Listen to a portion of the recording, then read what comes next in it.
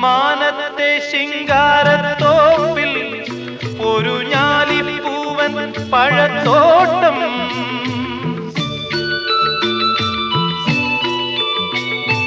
മാനത്തെ ശിങ്കാരത്തോപ്പിൽ ഒരു ഞാലിപ്പൂവൻ പഴത്തോട്ടം.